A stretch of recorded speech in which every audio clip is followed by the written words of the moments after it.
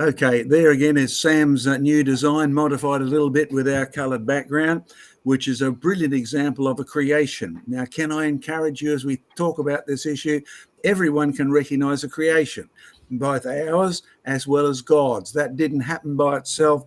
Those products, the beautiful logo you can see, the beautiful colours are put together by our brain. Sam's, our artists, etc.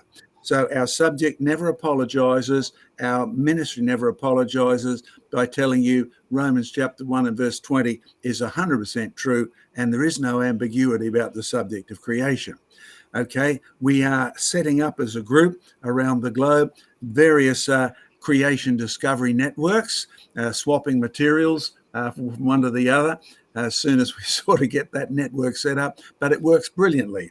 You heard Glenn admit that he's got some of my fossils before. That's fine. We've got some of Joe's and all of that. It works really well to show people. So make sure you're on our mailing list. You'll be up to date on when Glenn's in your area in the USA, up to date on what's happening at the Tasmanian Museum.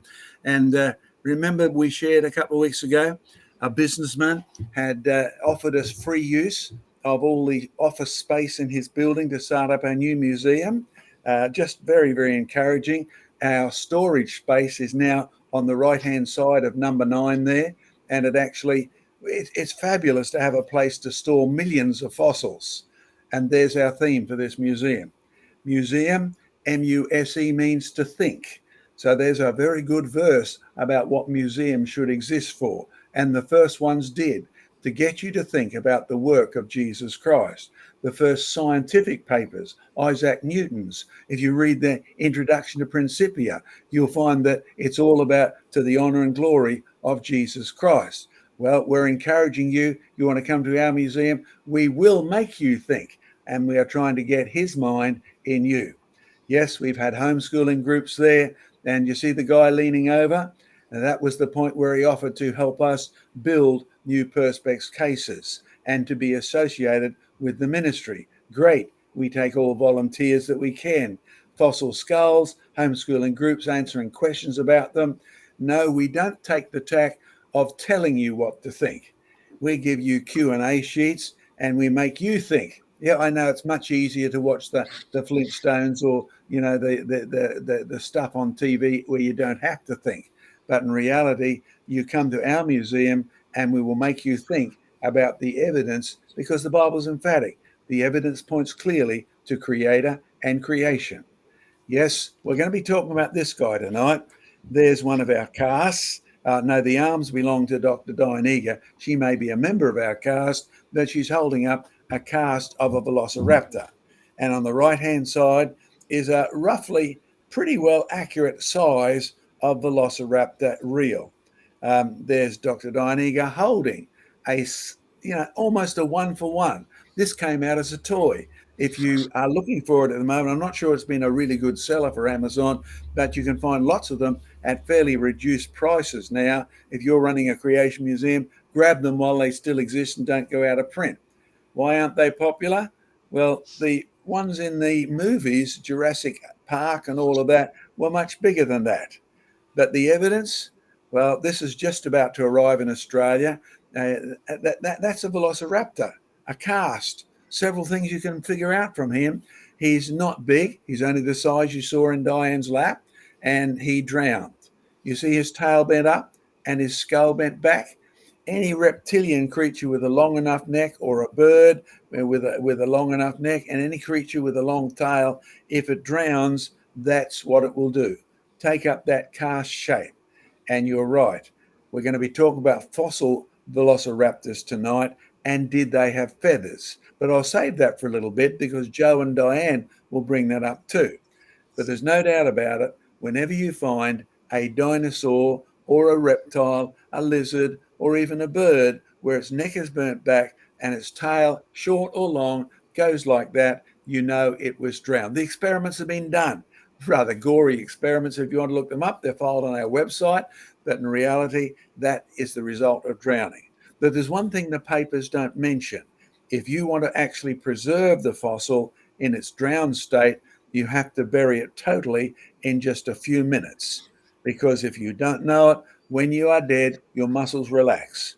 That sort of shape is only possible while your muscles are tensing, and that's what happens when you've got a long neck. So that was not only drowned, it was buried real fast. And this will be coming up as the issue tonight. Yes, there's our movie size velociraptor. This is the one that will come up quite a bit tonight. But there's our sort of cartoonish question the velociraptor is asking one of our helpers. Yes, hint, hint, wink, wink, nudge, nudge. If you want to be involved in what we're doing in southeast Queensland, then number one, you can actually put yourself down as a volunteer. Email us at info@creationresearch.net. Or if you're at a distance and you can't come, why don't you get behind it and support it? These fossils, these replicas, actually do cost us a fortune. Either if we travel to the USA or Alaska or whatever and dig them up, you should see the shipping bill these days. Now they want to give me feathers, big galahs. Oh, sorry, there's one of those words from Australia that doesn't exist outside. A galah is a sort of a feathered cockatoo that rants and raves all the time. It's a noisy guy. It seems to be all he does is squawk. And there's one of our helpers. Now they want to give me feathers, big galahs, eh? And very soon we should see this specimen in our new Creation Research Museum. There's the next model. Can you see the feathers there? Now, Joe's got some very good comments. Diane's got some very good comments coming up on the whole issue of dinosaurs and feathers, because there's a group out there, the new creationists, who are pushing for dinosaurs with feathers. I wonder what's wrong with this. Is there anything right with it? Well, our homeschooling group, they love the fossils. Oh, you can see the cases? Yes, they've all got handles. Yes, we can take these down and move them over to schools this week. But in reality, they are all unmovable by the kids, even with the handles. That's why they're there at eye height rather. Can you see the fossils? And the kids get to discuss them. See that sheet in the girls' hands? We don't give them the answers. We give them the questions and we make them think. Can I encourage you, those of you who are doing creation displays anywhere, don't tell people everything, because then you have no idea if they understood it or not. Ask them questions and see if you can get the answers from them.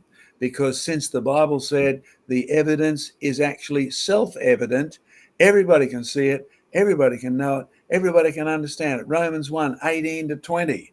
That means even the atheist knows. That's why that guy who visited Craig's museum was absolutely angry. That's why the girl who became a Christian by watching David Attenborough, quote unquote, this is what she shared, David Attenborough's filming was so beautiful, I was amazed at what actually exists out there. And then it was so beautiful filming and such detailed stuff, I couldn't believe the stupid things he said about it. So I became a Christian. The evidence is self-convincing. Well, there's one of our volunteers, whatever her name is, Karen. Yeah, Karen, that's right. And Karen is, she's really great at handiwork and all sorts of things. And the end result of volunteers is to get, well, that was our first wall that we put up. I'll tell you what, the evidence is great. At the present time, our museum is open only by arrangement because we've got day 2 coming up for all the general public. But in between, if you're a homeschooling group here in southeast Queensland, like the group that rang me this week, you have to arrange a time to come so we can allocate staff. We've got staff up at Jurassic Ark. We need staff down here too, all volunteers. But at the moment, if you're in homeschooling, you can visit by arrangement during the week. So get in touch with us at creationresearch.net. Get in touch with us at info@creationresearch.net or phone us up and the phone numbers are on the website.